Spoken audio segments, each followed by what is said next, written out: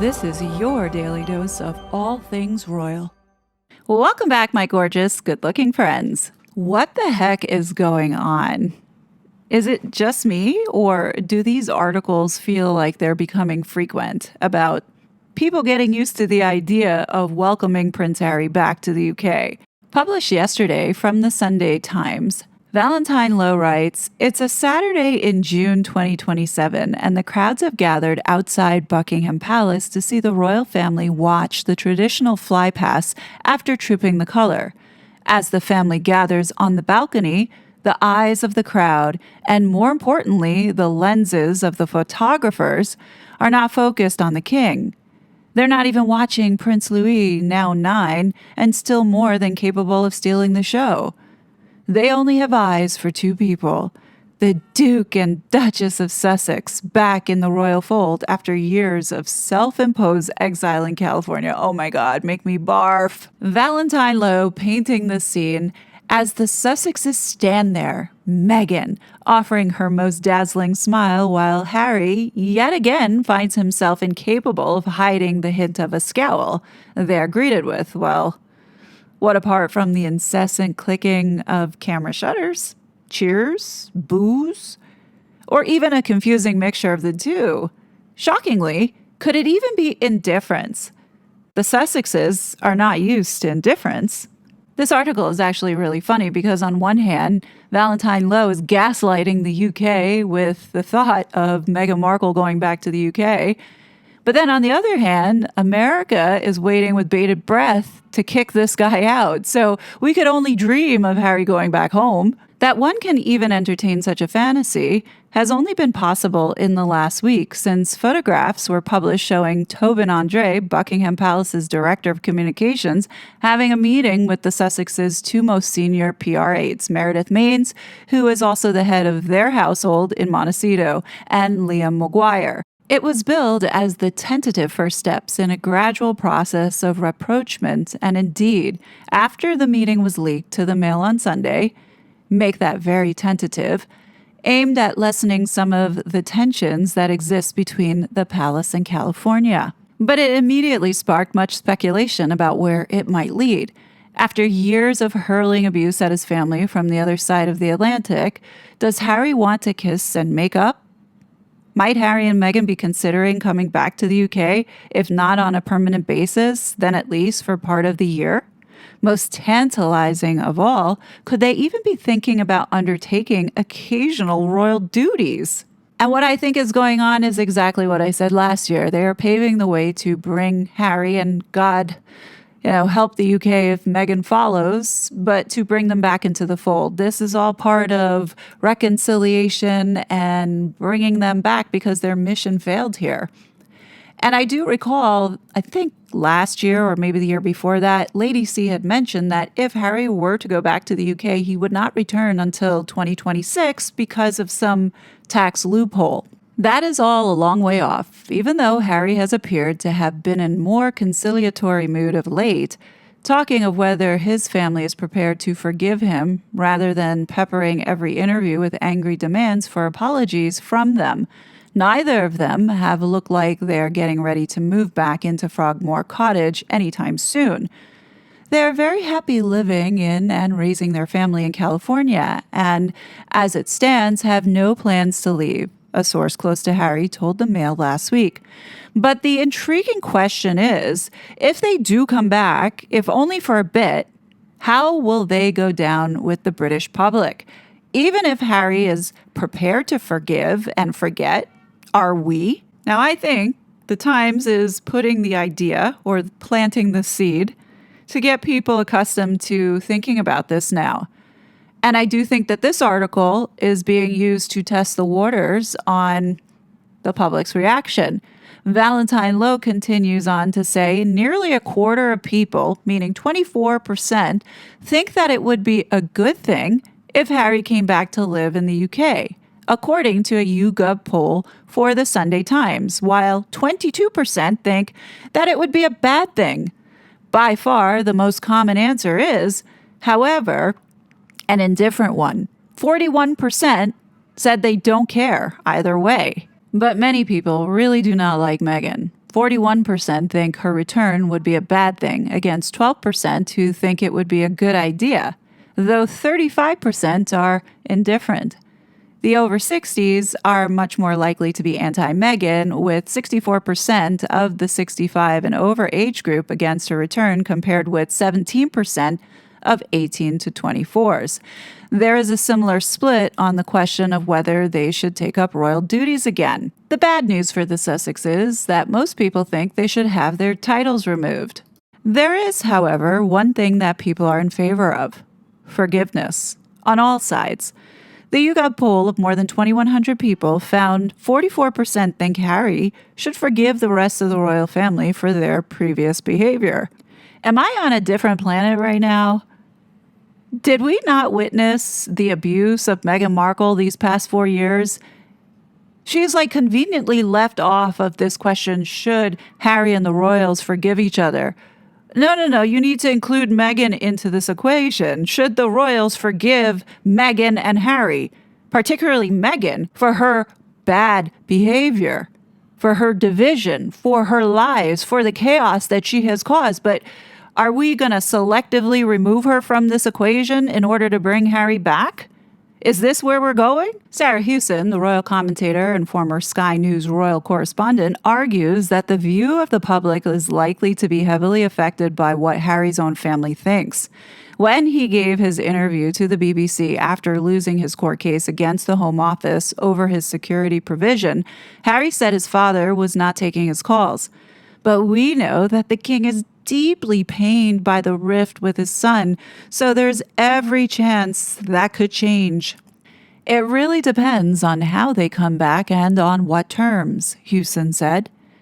It would really take Charles as the king to pave the way for them coming back. There is a parallel here with the way Queen Elizabeth paved the way for Camilla to be known as Queen rather than Princess Consort by releasing a statement on her Platinum Jubilee saying that was her sincere wish. Once Charles lets it be known that he has forgiven his son, or at least is prepared to let bygones be bygones, then it would be a churlish British public that insisted on letting old resentments fester. Oh, really? If Charles ends up doing that, forget it. I'm done. You can call me churlish, rude, bad temper, whatever. I would be so done with the royal family, because that would mean we were jerked around for nothing. As far as William, that's tougher. He feels deeply betrayed by Harry, and forgiveness does not seem to be on the table right now. Well, is anybody surprised? We seem to be forgetting how ruthless Harry and Meghan were with the attacks, especially on Catherine.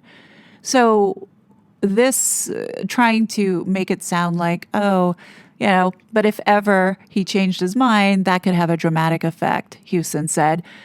Were there to be a reconciliation with William as well, and were we to see forgiveness on all sides, then I think that people would be happy to see Harry back in the bosom of his family. Oh, sure. Catherine's going to love having this viper back around her family. Are you kidding me? Have they forgotten what Meghan did to her? Where do I start with that? Please, folks, do not fall for this psychological bullshit, because that's what's going on right now.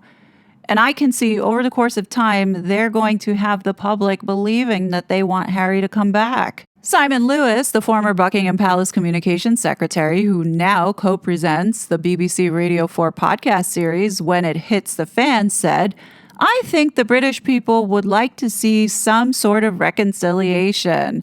They are pretty understanding of Harry. They all saw what happened to him as a child, and there's a lot of sympathy for him. There is still a reservoir of goodwill that he might be able to tap into, but a lot needs to be resolved before there can be a proper discussion about return and what that means." Again, no mention of this whore, Meghan. The question is why? Is it because they really are trying to make us think that we're crazy that all of this happened? I think so. The historian and commentator Tessa Dunlop believes that for the British public, the whole Megxit saga was like a relationship breakup. And as every rom-com fan knows, breakup is often followed by makeup. We were hurt. That's why there was this vitriolic outpouring against Harry and Meghan, she said. They dumped us, and it was really painful, so we slagged them off a lot. We would love it if they came back.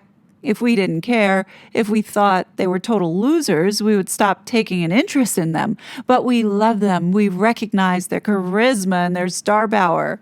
All right, everybody, just take a moment and take a deep breath because I'm pretty sure that your blood pressure is equally escalating just like mine. I don't know if this is part of the psychological manipulation that they have been doing to us these past 7 years, but now they're taking it to a place where I am just like gobsmacked right now. Gobsmacked. So what Valentine Lowe says next is very interesting. He writes, "It is, however, a complex picture. People will find it harder to forgive Meghan than Harry.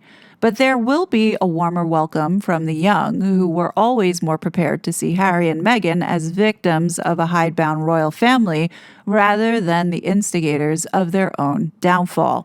And now you can understand why Harry and Meghan target the youth. They didn't care about Harry and Meghan when Meghan was doing all this bullshit. Nobody was paying attention to them, or at least that age range wasn't paying attention to these two middle-aged, assholes. Perhaps the key player in all of this is Queen Camilla, who has good reason to feel bitter regarding all the things that Harry has said about her. But she is a canny operator who knows what it's like to be a royal pariah. If she thinks that a family truce would bring some measure of happiness to her husband's remaining years, she could be the person to make that happen. This is not to underestimate the work that would have to be done before Harry and Meghan are waving to the adoring crowds from the Buckingham Palace balcony. And that sentence right there is the foreshadowing of what is yet to come. I am pretty sure there's going to be more of these articles coming out about reconciliation talks. There might be even an invite from the king to Prince Harry to come visit him this summer, maybe in August at Balmoral. These are two deeply divisive members of the royal family who were booed outside St. Paul's Cathedral during Queen Elizabeth's Platinum Jubilee celebrations. In recent years, some have made a regular habit of Sussex bashing at the slightest opportunity, when sensible people might have decided that the rational thing would be simply to ignore them. But tabloid heroes and tabloid villains can turn on a sixpence, and it would not take much for their erstwhile enemies to decide that having Harry back on side again might not be such a bad thing. And the opportunity for such a volte-face is exactly 2 years away, which, given that any putative peace talks will likely proceed at a glacial pace, feels about right. Very, very crafty of Valentine Lowe and how he is now shifting the narrative and perspective. Talking about those who have jumped on the hating on Meghan Markle bandwagon. Well, if Meghan and Harry weren't in our faces 24/7, then maybe it wouldn't become a thing, right? For those that have been around this whole entire time, yeah, we're exhausted. We don't want to be doing this all the time, but the fact that they are in our faces 24/7, we have to call it out because we will not forget what they did. And honestly, shame on Valentine Lowe, because he was the one who was first to report Meghan's bullying of her staff members and the Sussex Survivors Club. Have we forgotten what a nasty piece Meghan is?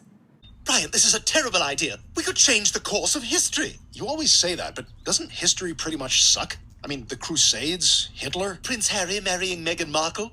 Again? Oh, like all of your wives are so much better. Let me just go ahead and finish this article.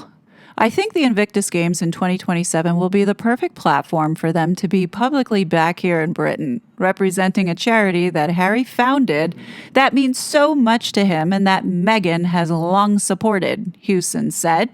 Other members of the royal family turned out to support the first games for wounded and sick military service personnel in London in 2014. When the games returned to Birmingham in 2 years' time, it could be the family's opportunity to show their support once more.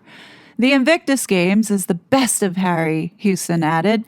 If you are going to have a big reunion, that is a pretty safe space in which to do it. Oh, God.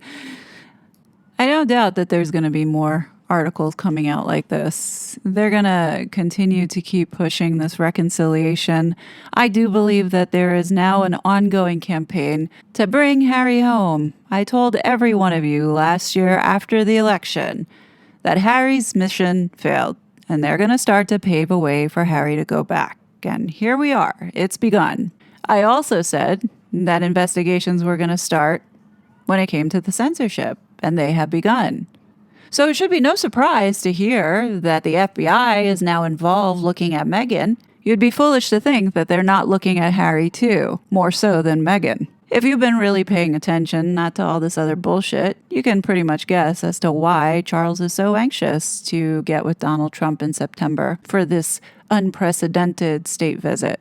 The United States recognizes that the censorship in the United Kingdom is anti-democratic, and it is a big deal, especially concerning the 2020 election and the meddling that had been going on from foreign entities. How this all is going to play out is yet to be seen.